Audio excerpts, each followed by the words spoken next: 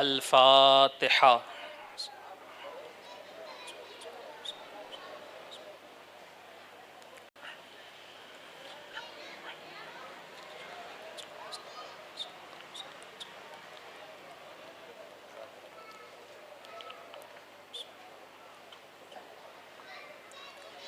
لی خمسۃ اطفی بہا حر الوباء الحاطمہ المصطفیٰ والمرتضیٰ وابناہما والفاطمہ۔ یا سید اشرف جہانگیر دست منظارنا تواگیر، اے اشرف زمانہ زمانہ مدد نما درہائے بستہ راز کلید کرم کشا، سرورا شاہ کریمہ دستگیرہ اشرفا، حرمت روح پیمبر ایک نظر کن سوئے ما، ایک نظر کن سوئے ما، ایک نظر کن سوئے ما۔ ان اللہ وملائکتہ یصلون علی النبی یا ایہا الذین آمنوا صلوا علیہ وسلموا تسلیما۔ اللہم صل علی سیدنا محمد وعلی آل محمد وبارک وسلم، صلاۃ و سلاما علیک یا سیدی یا رسول اللہ صلی اللہ تعالی علیہ وسلم۔ سبحان ربک رب العزت عما یصفون وسلام علی المرسلین والحمد للہ رب العالمین۔ الحمد للہ رب العالمین والعاقبۃ للمتقین، والصلاة والسلام علی من کان نبیا وآدم بین الماء والطین وعلی آلہ واصحابہ اجمعین، اما بعد۔ قال اللہ تبارک و تعالی فی الکلام القدیم، اعوذ باللہ من الشیطان الرجیم، بسم اللہ الرحمن الرحیم۔ یا ایہا الذین آمنوا اتقوا اللہ حق تقاتہ ولا تموتن الا وانتم مسلمون۔ صدق اللہ مولانا العلی العظیم، وصدق رسولہ النبی الامین الکریم، ونحن علی ذلک لمن الشاہدین والشاکرین، والحمد للہ رب العالمین۔ منبر رسول پر جلوہ افروز سنی دعوت اسلامی کے نگراں شہر پونا کے عزیز القدر حافظ عبد المجید علیمی صاحب قبلہ اور ثنا خان مصطفیٰ، جن سے ابھی ہم بڑے اچھے انداز میں نعت مصطفیٰ صلی اللہ علیہ وسلم سن رہے تھے، اب میں کچھ باتیں آپ کو سنانے کے لیے حاضر آیا ہوں۔ تو سنانے سے پہلے میں آپ سے پوچھوں گا کہ بتائیے آپ سننے کے لیے تیار ہے یا سونے کے لیے؟ پھر سے جواب دیجیے۔ اب واقعی آپ سننے کے لیے تیار ہے تو اب ہاتھ اٹھا کر کے بتائیے کون کون تیار ہے سونے کے لیے؟ کیونکہ میں جب سے دیکھ رہا ہوں نعت خواہ حضرات آپ کو سیدھا پوچھ رہے ہیں اور آپ جواب دے رہے ہیں، میں نے سوچا تھوڑا ٹیڑھا پوچھ لوں آپ سے تاکہ آپ ہوش میں رہے، کیونکہ الحمدللہ اب تک ہمیں جوش دلایا جا رہا تھا، لیکن الحمدللہ ہم وہ سنی ہے جو جوش کے ساتھ ساتھ ہوش بھی رکھتے ہیں یا نہیں رکھتے؟ تو اب تک کے جوش میں تو تھے، اب کچھ ہوش کی باتیں آپ کو سننا ہے، تو سب سننے کے لیے تیار ہے؟ سب بولیے، جواب نہیں آیا۔ تو جب تک میں بولوں گا آپ سنیں گے، کیونکہ مجھے سنانے میں اسی وقت لطف آئے گا جب آپ سنیں گے اور میری رہنمائی کریں گے، میرا ساتھ دیں گے، تو میں سمجھوں گا میری بات آپ کے سمجھ شریف میں آ رہی ہے۔ تو آئیے سلسلے کلام کو شروع کرنے سے پہلے ہم اور آپ آقا و مولا جناب محمد رسول اللہ صلی اللہ علیہ وسلم کی بارگاہ بے کس پناہ میں بآواز بلند درود شریف کا ہدیہ پیش فرمائے۔ اللہم صلی علی سیدنا محمد وعلی آل محمد وبارک وسلم صلاۃ و سلاما علیک یا رسول اللہ صلی اللہ تعالی علیہ وسلم۔ ایک مرتبہ اور بآواز بلند، اللہم صلی علی سیدنا محمد وعلی آل محمد وبارک وسلم صلاۃ و سلاما علیک یا سیدی یا رسول اللہ صلی اللہ تعالی علیہ وسلم۔ نبی اور آل نبی پر ایک مرتبہ اور بلند آواز سے درود شریف پڑھیے۔ اللہم صلی علی سیدنا محمد وعلی آل محمد وبارک وسلم صلاۃ و سلاما علیک یا سیدی یا آقائی یا مولائی یا حبیبی یا رسول اللہ صلی اللہ تعالی علیہ وسلم۔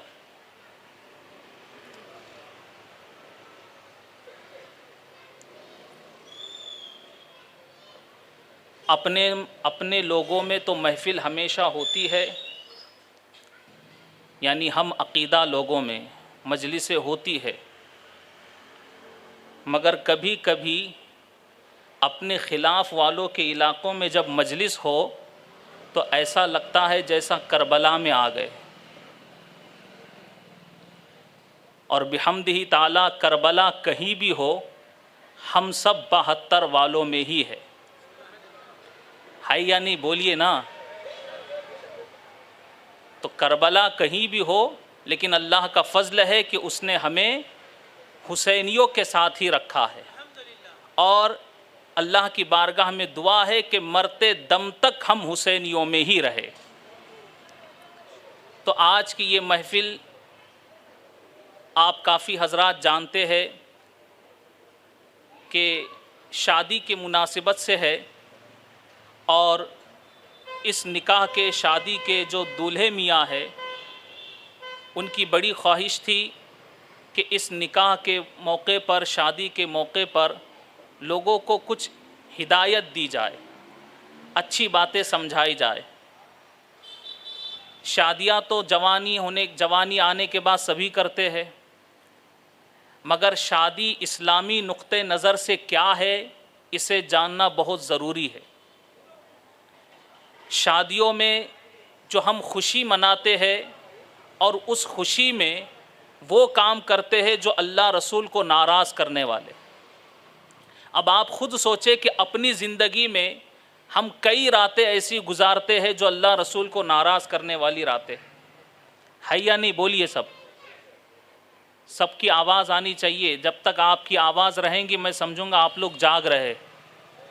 شادیوں میں اس سے پہلے بھی آپ دیکھیں کہ کتنی راتیں ہماری اللہ رسول کو ناراض کرنے میں گزر جاتی ہے، مگر یہ اللہ کا فضل ہے کہ آج کی رات اللہ رسول کو خوش کرنے والی رات ہے، اور ایسی محفل میں، ایسی مجلس میں اللہ نے ہمیں شریک ہونے کا موقع عطا فرمایا ہے۔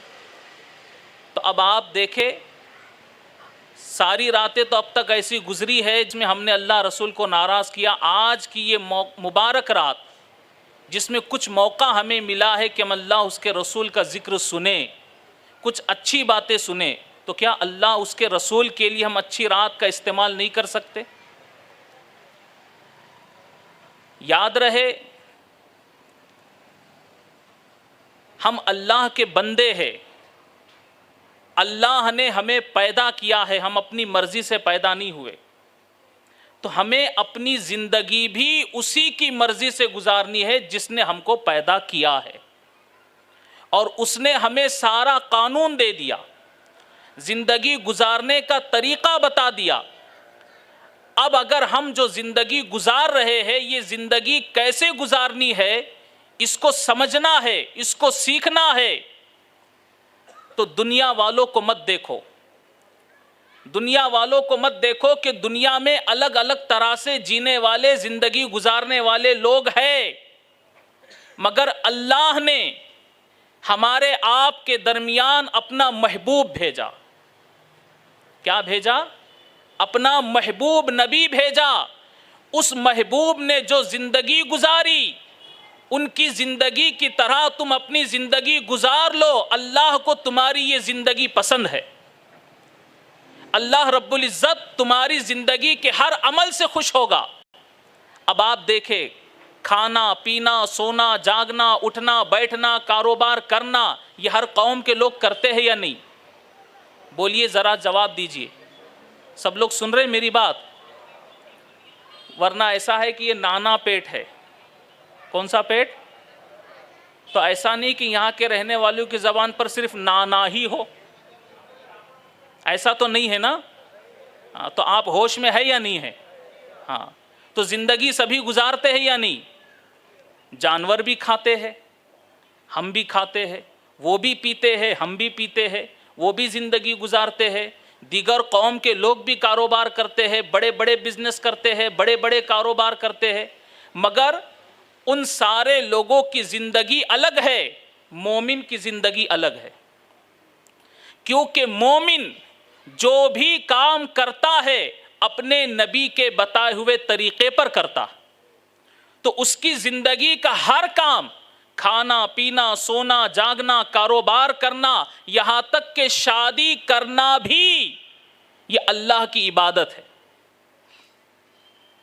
ہم نے تو اسے ایک عام چیز سمجھا، معمولی چیز سمجھا، مگر یہ معمولی چیز نہیں ہے، یہ بھی خدا کی عبادت میں شمار ہے۔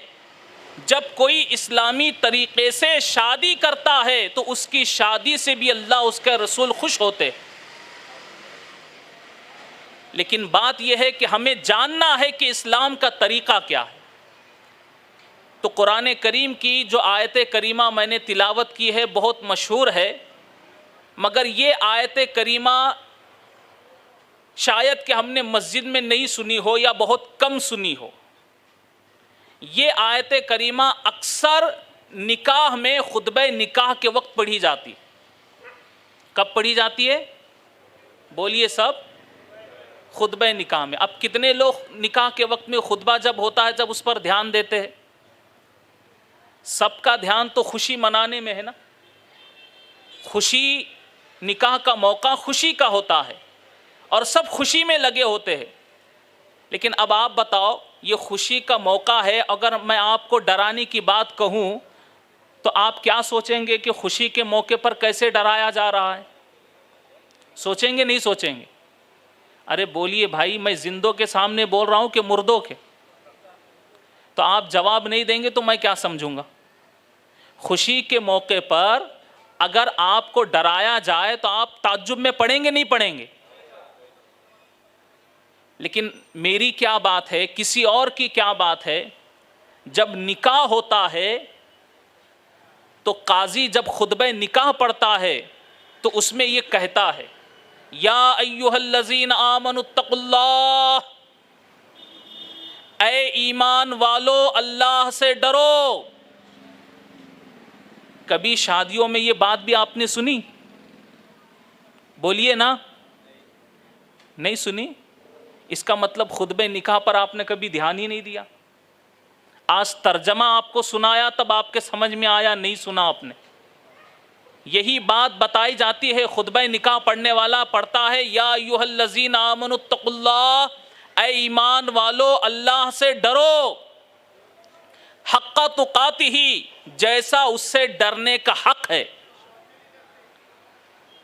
کیونکہ تم نکاح کرنے جا رہے ہو، شادی کرنے جا رہے ہو، یہ نکاح کوئی کھیل نہیں ہے، یہ نکاح کوئی رسم و رواج نہیں ہے، یہ نکاح تم اپنی خواہش کے لیے نہیں کر رہے ہو، یہ نکاح اللہ اس کے رسول کی رضا کے لیے کر رہے ہو۔ اور ایمان والو، اگر تم اللہ اس کے رسول کی باتوں پر ایمان رکھتے ہو تو ڈرو، اپنے دل میں خوف پیدا کرو کہ اب ہمارے اوپر جو ذمہ داریاں آ رہی ہے، یہ ذمہ داریوں کا حق ہم ادا کر پائیں گے یا نہیں؟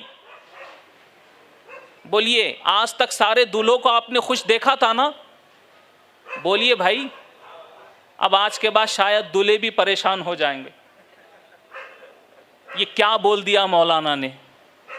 لیکن میں نے کوئی غلط بات تو نہیں کی نا؟ اب تک جو آپ نہیں سمجھے تھے وہ سمجھا رہا ہوں۔ اللہ رسول پر ایمان ہے یا نہیں؟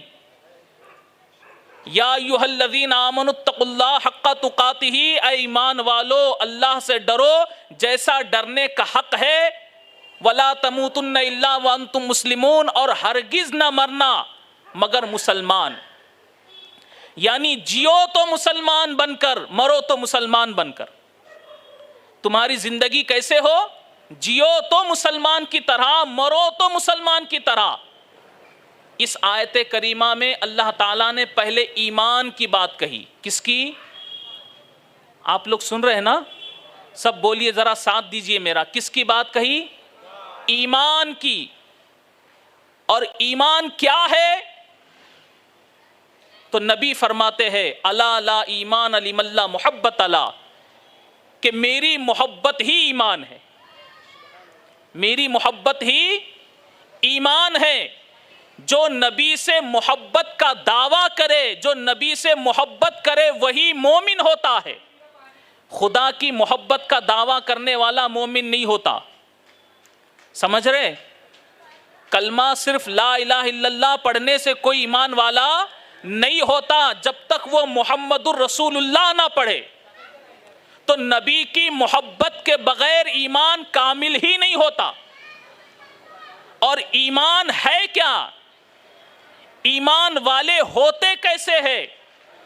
اب تفصیل سے آپ کو نہیں بتاؤں گا، مثالوں سے نہیں بتاؤں گا، آسانی کے ساتھ بات آپ کے دماغ میں اتر جائے کہ ایمان والے کیسے ہوتے ہیں، اس لیے واقعے کی روشنی میں بتاؤں گا۔ توجہ سے سنیے۔ سرکار دو عالم صلی اللہ علیہ وسلم کی دعوت پر لبیک کہہ کر ایمان قبول کرنے والے خوش نصیب صحابہ کرام ہیں۔ کون ہیں؟ بولو سب۔ صحابہ کرام علیہم الرضوان۔ اور یہ صحابہ وہ ہے کہ جنہوں نے اللہ کی رضا حاصل کر لی، اللہ ان سے راضی ہوا، یہ اللہ سے راضی ہوئے۔ تو ان صحابہ کی زندگی کو دیکھو، ان کا جینا، ان کا مرنا دیکھو۔ انہوں نے زندگی گزار کر ہمیں بتایا کہ ایمان کیا ہے۔ انہوں نے زندگی گزار کر ہمیں سمجھایا کہ عشق مصطفیٰ کیا ہے۔ انہوں نے زندگی گزار کر ہمیں بتایا کہ محبت رسول کیا ہے۔ اب ان صحابہ کی زندگی کو دیکھو۔ جنگ ہو رہی ہے، ایک صحابی کو دوران جنگ بہت شدید وہ زخمی ہوئے، تیر لگ گیا۔ ایسا تیر خطرناک لگ گیا کہ اب جینے کی کوئی امید باقی نہ رہی۔ آپ میں کھڑے ہونے کی بھی طاقت نہیں تھی۔ بہت مشکل سے ابھی چند ہی لمحات میں روح نکلنے والی ہے، مگر ایسے وقت میں وہ عاشق رسول نبی کو ڈھونڈ رہے ہیں، نبی کی تلاش کر رہے ہیں کہ آخری بار میں اپنے نبی کا دیدار کر لوں، آخری بار اپنے نبی کو دیکھ لوں۔ پورے مجمع میں دیکھا، سرکار دو عالم صلی اللہ علیہ وسلم کے چہرے انور پر نظر پڑی۔ دیکھا تو نبی ایک مقام پر کھڑے ہیں۔ وہ صحابی اتنے زخمی ہیں کہ کھڑے ہونے کی بھی طاقت نہیں، مگر اس کے باوجود بہت طاقت لگاتے ہوئے، زور لگاتے ہوئے کھڑے ہوئے اور لڑکھڑاتے ہوئے، گرتے ہوئے سرکار کے قدموں تک پہنچے۔ سرکار کے قدموں تک پہنچے، اپنا سر نبی کے قدموں میں ڈال دیا، مخمور نگاہیں اٹھائی اور نبی کے چہرے انور کی زیارت کرنے لگے۔ اللہ اکبر!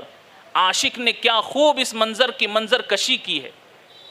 عاشق رسول فرماتے ہیں گر وقت اجل سر تیرے قدموں میں پڑا ہو، گر وقت اجل سر تیرے قدموں میں پڑا ہو، جتنی ہو قضا ایک ہی سجدے میں ادا ہو، جتنی ہو قضا ایک ہی سجدے میں ادا ہو۔ بس اپنے آپ کو دیکھا کہ نبی کے قدموں میں ہے اور روح قبض انصری سے پرواز کر گئی۔ وہ کیسے عاشق کہ جو آخر وقت میں بھی نبی کے دیدار کی تمنا کرتے۔ محبت اسی کا نام ہے، ایمان اسی کا نام ہے۔ سرکار دو عالم صلی اللہ علیہ وسلم نے جو بات کہی، اس بات کو ماننے کا نام ایمان ہے۔ بولیے سب ایمان والے ہیں؟ بولیے نیچے بیٹھنے والے سب سن رہے؟ سب ایمان والے ہیں؟ اللہ رسول کی باتوں پر ایمان ہے؟ دیکھیے ایمان کیا ہوتا ہے۔ سرکار دو عالم صلی اللہ علیہ وسلم اپنی مجلس میں تشریف فرما ہے، بیٹھے ہیں نبی، صحابہ کرام کی انجمن ہے، اور اسی دوران ایک سیاہ فام شخص، بالکل کم صورت کالا شخص، یاد رہے دنیا میں الگ الگ شکلوں کے رنگ، الگ الگ شکلوں کے لوگ ہوتے ہیں، آپ نے بھی دیکھا ہوگا نا، کچھ ایسے بھی شکل کے ہوتے کہ لوگ انہیں زیادہ دیکھتے نہیں ہیں، مگر یاد رہے کسی کو بھی دیکھ کر ہم اس کو بدصورت نہیں کہہ سکتے۔ سمجھ رہے؟ بولیے میں جو بات سمجھا رہا ہوں آپ لوگ سن رہے کہ نہیں سن رہے؟ تو آپ لوگ جواب دیں، کسی کو دیکھ کر کیا نہیں کہہ سکتے؟ بدصورت نہیں کہہ سکتے، اس لیے کیونکہ ہر صورت اللہ نے بنائی، تو ہمیں حق نہیں ہے کہ کسی کو بدصورت کہے، کم صورت کہہ سکتے ہیں۔ تو ایسے ہی ایک سیاہ شخص، کالے رنگ کا شخص حضور کی بارگاہ میں حاضر ہوا، عرض کی یا رسول اللہ صلی اللہ علیہ وسلم، آپ تو مجھے دیکھ رہے ہیں جیسی میری صورت ہے، میں کم صورت ہوں، اور لوگ اس وجہ سے مجھ سے نفرت کرتے ہیں، کوئی مجھے قریب نہیں کرتا، تو کیا یہ میری کم صورتی، یہ سیاہ رنگ کیا مجھے جنتی بنا سکتا ہے؟ اللہ اکبر۔ دوستو آج ہم تو جنتی ہونے کا دعویٰ کرتے ہیں اور اتنے جھوم جاتے ہیں کہ جوش میں ہوش کھو بیٹھتے ہیں، اور بڑی عجیب کیفیت ہے کہ سبحان اللہ کہو 10 بار بولنا پڑتا ہے یا نہیں؟ بولیے سبحان اللہ کہو 10 بار نہیں 50 بار بولنا پڑتا ہے، چلانے کے لیے بولنا نہیں پڑتا، بغیر بولے چلاتے۔ یہ ہماری کیفیت ہے اور جنت میں جانے کی تمنا رکھتے ہیں، مگر دیکھو صحابہ کا ایمان کیا تھا۔ نبی سے پوچھا کیا مجھ جیسا شخص بھی جنت میں جائے گا؟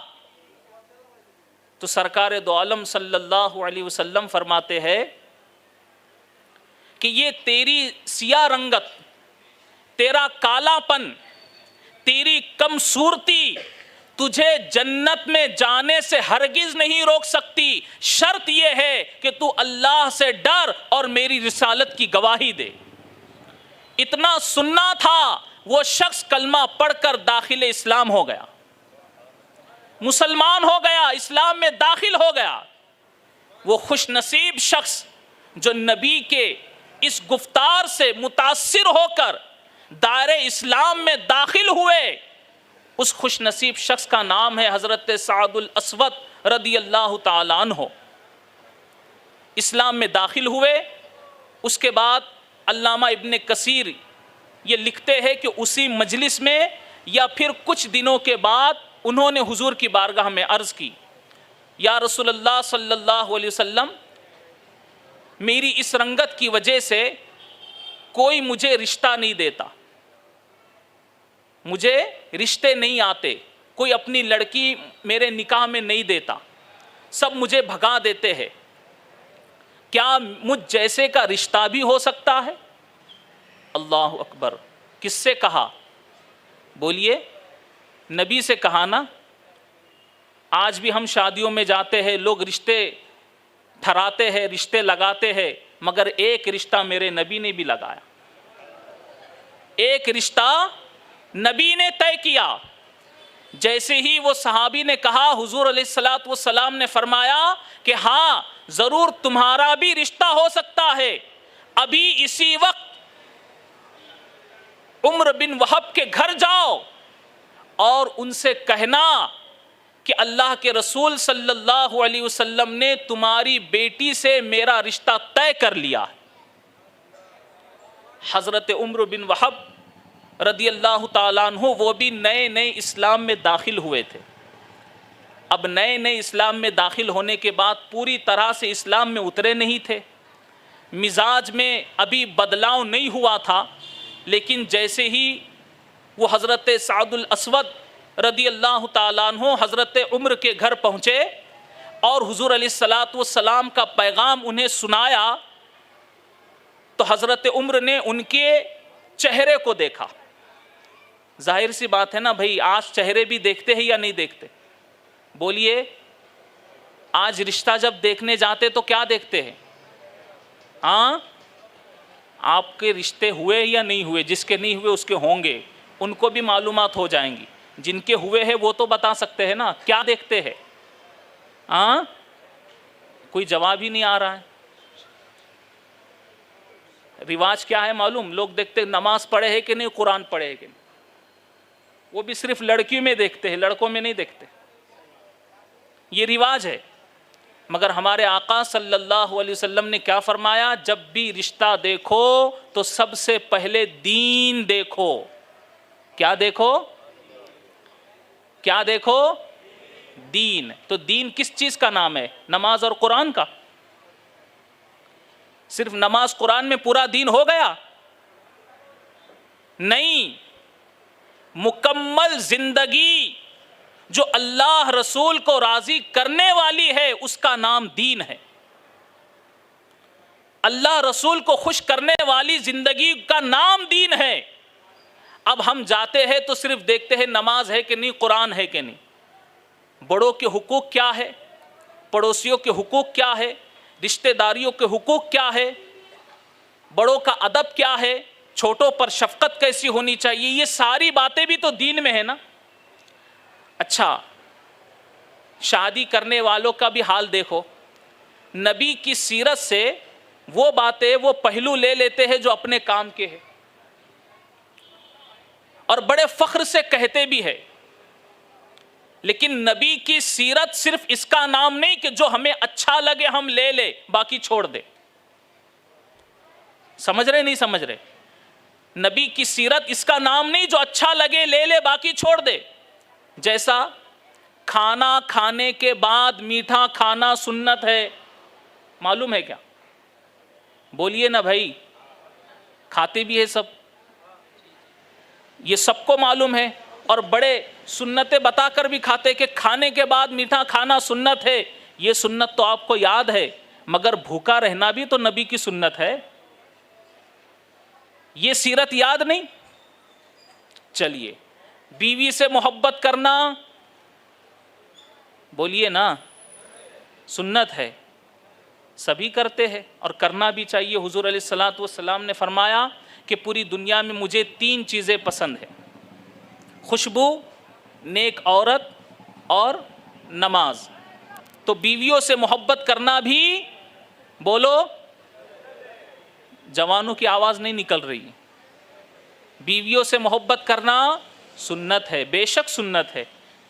لیکن اگر بیوی ٹیڑھی بات کرے تو اس پہ صبر کرنا بھی سنت ہے. یہ ہوتا ہے کیا؟ بولیے، ہوتا ہے؟ نہیں. مطلب کیا ہے؟ ہم نے دین کو اپنی مرضی سے استعمال کیا. نبی کی سیرت صرف یہ نہیں ہے، نبی نے زندگی گزار کر ہمیں طریقہ دیا کہ کیسے زندگی گزارنی چاہیے، مومن کی زندگی کیسے ہوتی ہے. تو اس لیے جب بھی تم کسی کے پاس رشتہ دیکھنے جاؤ تو پہلے دین دیکھو، یہ دینداری ہے یا نہیں ہے. لیکن افسوس کہ ہم سب کچھ دیکھتے ہیں، جائیداد دیکھتے ہیں، پراپرٹی دیکھتے ہیں، بینک بیلنس دیکھتے ہیں، مگر دین نہیں دیکھتے اور پھر آگے پچھتاتے ہیں. بہرحال وہ صحابی رسول نے جب حضور کی بارگاہ میں عرض کی تو نبی نے بھی رشتہ لگایا. لیکن جب وہ صحابی حضرت عمر بن وہب کے پاس گئے اور ان سے یہ رشتے کی بات کہی تو ابھی ابھی نئے اسلام میں داخل ہوئے تھے. جب ان کے چہرے کو دیکھا تو جلال میں آ گئے اور کہا کہ تجھ جیسا کم صورت شخص میری جیسی خوبصورت بیٹی کا رشتہ مانگنے آیا ہے، نکل جا. یاد نہیں تھا کیا کہہ رہے ہیں، کسے کہہ رہے ہیں، جوش میں آ کر کے کہہ دیا. مگر ان کی بیٹی، ان کی شہزادی اپنے والد کی اور وہ آنے والے صحابی کی بات سن رہی تھی، پردے میں رہ کر سن رہی تھی. وہ شخص حضرت سعد الاسود رضی اللہ تعالیٰ عنہ پلٹے جانے کے لیے فوراً وہ نیک پاک باز خاتون پردے سے باہر آئی، آواز دی، مگر انہوں نے نہ سنی، آگے نکل گئے۔ اپنے والد محترم سے کہا کہ ابا حضور یہ آپ نے کیا کیا؟ اگر آپ اپنی نجات چاہتے ہیں، بخشش چاہتے ہیں تو فوراً جا کے حضور کی بارگاہ میں معافی مانگے، یہ نہ دیکھے کہ کون آیا تھا، یہ دیکھے کہ کس نے بھیجا تھا۔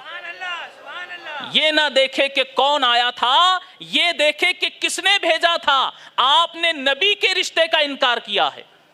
آپ اپنی نجات چاہتے ہیں، بخشش چاہتے ہیں تو جاؤ حضور کی بارگاہ میں معافی مانگو، اور میں خوشی خوشی انہیں اپنے رشتے میں، اپنی زوجیت میں لینے کے لیے راضی ہوں۔ وہ صحابی حضور علیہ السلام کی بارگاہ میں پہنچے، عرض کی یا رسول اللہ صلی اللہ علیہ وسلم مجھ سے خطا ہوئی، میں معافی کا طلبگار ہوں، جوش میں نے کہہ دیا، مگر میں اور میری بیٹی دونوں اس رشتے سے راضی ہے، دونوں راضی ہے۔ سرکار دو عالم صلی اللہ علیہ وسلم نے ان کی خطا معاف کر دی، اور اس کے بعد اعلان کیا کہ میں نے عمر بن وہب کی دختر نیک اختر سے سعد الاسود کا نکاح طے کر لیا، رشتہ ہو گیا۔ اب وہ صحابی سے فرمایا گیا کہ جاؤ بازار جا کر اپنے نکاح کی تیاری کرو۔ اب وہ صحابی بازار نکلتے ہیں کہ اپنی ہونے والی دلہن کے لیے کچھ ساز و سامان خریدے، مگر جو آپ اپنے پاس کی رقم لے کر کے بازار پہنچتے ہیں، ابھی کچھ خریدنے والے ہیں کہ منادی کی صدا آپ نے سنی کہ اے اللہ کے بندو، اے نبی کے عاشقو، اللہ کی راہ میں جہاد کرنا ہے، آپ سب تیاری کرو۔ فوراً جیسے ہی جہاد کا اعلان سنا تو جو اب اپنی نئی نویلی دلہن کے لیے سامان خریدنے والے تھے، دل میں جتنی ارمانیں تھی، جتنی خواہشیں تھی، جتنی امنگیں تھی، ایمانی جوش سب پر غالب آ گیا۔ ایمانی جوش دوستو، اسی کا نام ایمان ہے۔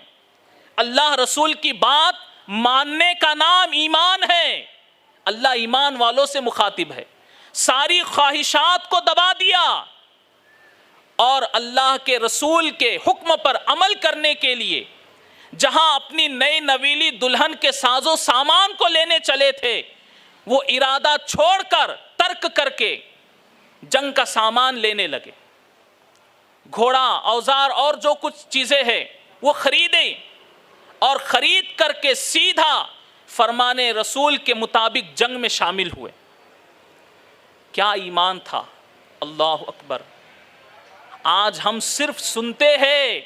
دوستو ذرا سوچو، کیا ان لوگوں کا ایمان ہوگا؟ وہ بھی تو اللہ کے نبی کی باتوں کو سنتے تھے نا، مگر صرف کانوں تک نہیں رکھتے تھے، نبی کی بات دل میں اتار دیتے تھے، دل میں اتر جاتی تھی۔ سنا، میدان جنگ میں شامل ہوئے، امامہ بھی خریدا، امامہ خریدا۔ اس سے پہلے کبھی انہوں نے امامہ نہیں پہنا تھا، مگر جب پہلی مرتبہ پہنا تو دوسرے صحابہ نے انہیں نہیں پہچانا۔ ظاہر سی بات ہے نا، کوئی پہلی مرتبہ پہنتا ہے تو لوگوں کو عجیب لگتا ہے، یا پھر اسے لوگ پہچانتے نہیں ہیں، مگر صحابہ نے نہیں پہچانا۔ جنگ میں شامل ہوئے، دشمنوں سے مقابلہ بھی کرتے رہے بڑی ہمت اور شجاعت کے ساتھ، لیکن جب آستین سے کپڑا ہٹ گیا تو ان کی سیاہ رنگت دیکھ کر نبی نے پہچانا کہ یہ وہی صحابی رسول حضرت سعد الاسود رضی اللہ تعالیٰ عنہ۔ میدان جنگ میں انہیں آواز بھی دی، مگر جوش ایمانی ایسا غالب تھا کہ نبی کی آواز بھی نہیں سنی، اور لڑتے لڑتے لڑتے لڑتے آپ نے جام شہادت نوش فرمایا۔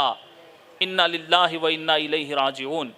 شہید ہوئے، ان کا جسم پاک حضور علیہ السلام کی بارگاہ میں پہنچایا گیا۔ سرکار دو عالم صلی اللہ علیہ وسلم نے فرمایا کہ اے لوگوں سنو، میں نے ان کا رشتہ عمر بن وہب کی دختر کے ساتھ طے کر لیا تھا، اب ان کا جو بھی ترکہ ہے، جو بھی ان کے حصے میں مال ہے، یہ سارا مال ان کی بیٹی تک پہنچایا جائے، عمر بن وہب کی بیٹی کو پہنچایا جائے، کیونکہ ان سے رشتہ طے ہو چکا، اور یہ رشتہ میں نے دنیا میں طے کیا تھا، مگر ان کا رشتہ اب جنت میں ہوا ہے، اور اس سے بہتر شادی ان کی جنت میں ہوں گی، اور جس کسی کو دنیا میں جنتی دولہا دیکھنا ہو وہ اس صحابی کو دیکھ لے۔ یہ ہے ایمان، اور اس چیز کا نام ہے ایمان، اس کا نام ہے عشق رسول۔ جو نبی نے فرمایا اس پر سر تسلیم خم کر دیا۔ اللہ فرماتا ہے ایمان والو اللہ سے ڈرو۔ اب ڈرنے کا کیا مطلب ہے؟ میں آپ سے پوچھوں گا، بتائیے آپ اللہ سے ڈرتے ہیں یا نہیں ڈرتے؟ جواب کیا ہے آپ کا؟ ذرا اونچی آواز میں بولو۔ فجر پڑھتے ہیں؟ جی ابھی تو بالکل بھی آواز نہیں آ رہی۔ میری عادت ہے سوال کرنے کی، میں سچائی پہلے معلوم کر لیتا ہوں۔ اللہ سے ڈرنے کا دعویٰ تو ہمارا ہے، لیکن نماز پڑھتے ہیں کیا؟ نہیں، پھر کیسا ڈر؟ اللہ سے ڈرنے کا دعویٰ تو ہمارا ہے، مگر ماں باپ کی نافرمانی، شراب کی بوتل ہاتھ میں، دوسرے قوموں کے رسم و رواج میں ہم شامل ہوتے، اور پھر دعویٰ کرتے ہم اللہ سے ڈرنے والے۔ قرآن کہتا ہے حق تقاتہ، اللہ سے ڈرو جیسا ڈرنے کا حق ہے۔ صرف زبان سے دعویٰ مت کرو، اپنے عمل سے بھی یہ بتا دو کہ واقعی تمہارے دل میں خدا کا ڈر ہے۔ عمل سے بتا سکتے ہو؟ سنیے میری بات توجہ سے، لیکن اللہ والوں کی زندگی کو دیکھو تو ان کے عمل سے بھی یہ پتا چلتا تھا کہ وہ اللہ سے کیسے ڈرنے والے ہیں۔ اور ڈر صرف اس کا نام نہیں ہے کہ آپ نے زبان سے کہہ دیا میں اللہ سے ڈرتا ہوں، یا آپ کا جسم کانپنے لگے، یہ ڈر نہیں ہے۔ ڈر اسے کہتے ہیں کہ ہر حال میں تمہیں خدا یاد آئے۔ ڈر کسے کہتے ہیں؟ ہر حال میں خدا یاد آئے۔ ذرا حضور غوث پاک کے والد کو دیکھو، کون نہیں جانتا ان کا قصہ؟ سیب کا قصہ بہت مشہور ہے نا؟ غلطی سے ایک سیب کھا لیا تھا، مگر دل میں خدا کا خوف کتنا کہ اگر قیامت کے دن خدا یہی سوال مجھ سے کرے کہ تو نے بغیر اجازت کیسے کھایا تو میں کیا جواب دوں گا؟ حالانکہ اس پر پکڑ نہیں تھی، مگر دل میں خدا کا خوف کتنا۔ آج ہم بھی غوث پاک کے غلام ہونے کا دعویٰ کرتے ہیں، غوث پاک کے والد کے دل میں خدا کا خوف کتنا تھا۔ وہ غوث پاک جو پیدائشی ولی ہے، وہ غوث پاک جنہوں نے ماں کے پیٹ سے 17 پارے حفظ کیے، وہ غوث پاک جنہوں نے 25 سال عراق کے جنگلوں کا سفر کیا، مجاہدات کیے، ریاضات کیے، اور اللہ نے وہ مقام دیا کہ حضور غوث پاک رضی اللہ تعالیٰ عنہ فرماتے ہیں کہ مردان غیب جنات میرے پاس آتے اور میں انہیں خدا کا راستہ بتاتا۔ وہ غوث پاک جو 40 سال عشاء کے وضو سے فجر کی نماز پڑھتے رہے، لیکن وہ غوث پاک خانہ کعبہ کے غلاف کو پکڑ کر زارو قطار روتے ہیں اور رب کی بارگاہ میں دعا کرتے کہ یا اللہ قیامت کے دن عبد القادر کے اعمال اگر تیری بارگاہ میں قبولیت کے لائق نہیں ہے تو مجھے اندھا اٹھانا۔ یہ کون دعا کر رہے ہیں؟ سردار اولیاء حضور غوث پاک دعا کر رہے ہیں۔ اور ہمارا کیا حال ہے؟ ہم تو گناہ کر کے بھی ہمیں احساس نہیں ہے، تو سوچو ہمارا دل کتنا مردہ ہو چکا ہے۔ یہ مجلس کا مقصد یہ ہے کہ ہم مردہ دل کو زندہ کریں۔ یہ مجلس رکھنے کا مقصد یہ ہے کہ صرف تم خوشی نہ مناؤ، خوشی ایسی مناؤ جو اللہ رسول کو راضی کرنے والی، خوشی ایسی مناؤ جو اللہ رسول کو راضی کرنے والی ہو۔ ایسی خوشی ہرگز ہرگز نہ مناؤ جو شیطان کو خوش کرنے والی۔ اب بولیے ناچ گانے ہوتے تو شیطان خوش ہوتا یا نہیں ہوتا؟ بولیے نا۔ اور یہ مجلس ہو رہی ہو تو شیطان کو بڑی تکلیف ہوں گی، مگر اللہ رسول خوش ہو رہے، اللہ رسول اس سے راضی ہے، اور یہاں بیٹھنے والے کا ایک ایک لمحہ بڑا قیمتی ہے۔ اور جب ان لمحات کا انعام قیامت کے دن اسے ملے گا تو وہ بندہ افسوس کرے گا کہ کاش میں اس مجلس میں زیادہ وقت دیتا تو خدا مجھے اور زیادہ نوازتا، لیکن ہم نے اس کی اہمیت کو سمجھا نہیں۔ اب آؤ، قرآن کہتا ہے کہ جیو تو مسلمان بن کر، مرو تو مسلمان بن کر۔ اب آخری بات بتا رہا ہوں کیونکہ مجھے پتا ہے 12 بجنے والے ہیں، بج چکے ہیں، چلیے گھڑی کے بجے ہیں، ہم میں آپ کے کسی کو تو نہیں بجے اور کبھی بج بھی نہیں سکتے انشاءاللہ جب تک نبی کی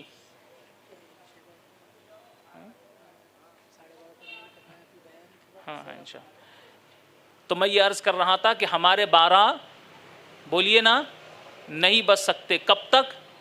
جب تک نبی کی غلامی کا دامن ہم مضبوطی سے تھامے رہیں گے ہمارے 12 نہیں بچ سکتے، لیکن یہ دامن چھوٹ گیا تو پھر 12 کے بھاؤ میں بھی جا سکتے ہیں۔ سمجھے نہیں سمجھے؟ بہرحال تو میں یہ عرض کر رہا تھا کہ جیو تو مسلمان، مرو تو مسلمان۔ ہماری زندگی کیسے ہونی چاہیے دوستو؟ مسلمان جب ایک دوسرے سے ملے تو کیا کرتا ہے پہلے؟ بولیے مجھے، جو کرسی پر بیٹھے ان کی آواز کیا کہتا ہے؟ وعلیکم السلام۔ کبھی ہم نے سلام کو بھی سمجھا ہے؟ کہتے تو ہے کہ السلام علیکم، اس کا مطلب کیا ہے؟ ہم سلامتی کی دعا کر رہے کہ اللہ تم کو سلامت رکھے، تم سلامت رہو، مگر اس کے مطلب کو نہیں سمجھتے ہوئے ہم سلام کرتے ہیں تو کیا نتیجہ نکلتا ہے معلوم؟ سامنے سے جا کے دعا تو دے رہے السلام علیکم، تم سلامت ہو، ہماری طرف سے ابھی تمہیں کوئی تکلیف نہیں، نہ زبان سے، نہ ہاتھ سے، نہ کسی عمل سے، تم سلامت ہو ہماری طرف سے۔ یہ تو ہم زبان سے کہتے، پیچھے جا کے اسی کی برائی کرتے۔ صحیح ہے غلط؟ تو سلام کا حق ادا ہوا؟ ابھی ہم سلام میں ہی صحیح نہیں ہوئے، اسلام میں کب صحیح ہوں گے؟ سلام میں صحیح نہیں ہوئے، اسلام میں کب اتریں گے؟ لیکن ہماری زندگی پورے اسلام کی طرح ہونی چاہیے۔ اب اسلام یہ سکھاتا ہے کہ ایک دوسرے کی مدد کرو، ایک دوسرے کو معاف کرو، ایسے مسلمان بن جاؤ کہ ایک دوسرے سے محبت کرنے والے بن جاؤ۔ یہ اسلام کی تعلیمات ہے، یہ اسلام کا پیغام ہے۔ اس سلسلے میں ایک واقعہ بتاؤں گا، جھوم کر بلند آواز سے درود شریف سنائیے۔ اللہم صلی علی سیدنا محمد وعلی آل محمد وبارک وسلم، صلاۃ و سلاما علیک یا رسول اللہ صلی اللہ تعالی علیہ وسلم۔ سرکار دو عالم صلی اللہ علیہ وسلم تشریف فرما ہے، صحابہ کرام جلوہ افروز ہے، بیٹھے ہیں، اور حضرت عمر فاروق رضی اللہ تعالیٰ عنہ نے دیکھا کہ حضور علیہ السلام مسکرائے، تو حضرت عمر فاروق رضی اللہ تعالیٰ عنہ نے پوچھا یا رسول اللہ صلی اللہ علیہ وسلم، میرے ماں باپ آپ پر قربان، اس وقت مسکرانے کی وجہ کیا ہے؟ تو حدیث پاک ہے، نبی فرماتے ہیں کہ قیامت کا دن ہوگا۔ کیا فرما رہے نبی؟ ذرا اونچی آواز میں بولو۔ یہ نبی اپنے زمانے میں کہہ رہے، آج 1400 سال سے زیادہ وقت ہو گیا، اور بات کب کی بتا رہے ہیں؟ بولیے، قیامت کی۔ ابھی قیامت آئی ہے، تو اس سے پتا چلا اللہ نے نبی کو وہ علم دیا ہے، رہتے ہیں مدینے میں دو عالم کی خبر ہے، رہتے ہیں مدینے میں دو عالم کی خبر ہے۔ نبی غیب دا ہے، اللہ نے نبی کو علم غیب عطا کیا۔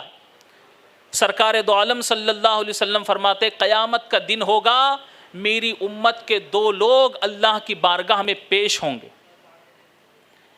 ایک شخص دوسرے کے اوپر دعویٰ کرے گا اور اللہ سے کہیں گا اے اللہ، اس دوسرے شخص سے میرا حق دلا، اس دوسرے شخص سے میرا حق دلا۔ اللہ تعالیٰ اس دوسرے شخص سے کہیں گا کہ اس کا حق دے دے، تو وہ شخص کہیں گا کہ یا اللہ، میرے پاس تو کوئی نیکی نہیں ہے، میں اسے کیا دے سکتا ہوں؟ تو پھر اللہ اس دوسرے شخص سے پوچھیں گا کہ جب تیرے پاس نیکی نہیں ہے تو پہلے شخص والے سے اللہ پوچھیں گا جس نے یہ دعویٰ کیا کہ دوسرے شخص سے میرا حق دلا. اللہ تعالیٰ پوچھیں گا بتا اب تو کیا چاہتا ہے کہ اس کے پاس تو کچھ نہیں ہے دینے کے لیے. تو وہ پہلا والا شخص کہے گا کہ جب اس کو میرے پاس مجھے دینے کے لیے کچھ نہیں ہے تو پھر میرے گناہوں کا بوجھ اس پر ڈال دے. یہ کہہ کر سرکار دو عالم صلی اللہ علیہ وسلم کی آنکھیں نم ہوئی, آنکھوں سے آنسو نکلنے لگے, اور نبی نے فرمایا کہ یقیناً قیامت کا دن وہ دن ہوگا کہ ہر کوئی اپنی نیکی دوسروں کے گلے میں اپنے گناہ دوسروں کے گلے میں ڈال رہا ہوں. ہر کسی کو نیکی کی فکر ہوگی, مگر جب نیکی نہیں ملیں گی تو اپنے گناہ وہ دوسروں پر ڈالے گا. بڑا شدید ترین دن ہوگا. اس کے بعد سرکار دو عالم صلی اللہ علیہ وسلم فرماتے ہیں کہ جب وہ شخص کہیں گا کہ میرے گناہ اس پر ڈال دے, تو اللہ تبارک و تعالی اس شخص سے کہیں گا جس نے دعویٰ کیا تھا کہ اس بھائی سے میرا حق دلا, تو اللہ فرمائے گا کہ ذرا آسمان کی طرف اوپر کی جانب نگاہ اٹھا کر دیکھ. جب وہ شخص دیکھیں گا تو کیا نظر آئے گا کہ ہیرے موتی جواہرات کے محلات ہوں گے, خوبصورت محلات ہوں گے. وہ دیکھ کر یہ شخص حیران ہوگا اور اللہ کی بارگاہ میں سوال کریں گا, یا اللہ یہ اتنے قیمتی محلات ہے, اس کی قیمت کون ادا کر سکتا ہے؟ اتنے قیمتی محلات کی قیمت کون ادا کر سکتا ہے؟ تو اللہ تعالیٰ فرمائے گا اس کی قیمت تو ادا کر سکتا ہے. اور وہ قیمت کیا ہے؟ تو وہ قیمت یہ ہے کہ تو اپنے اس مومن بھائی کو معاف کر دے.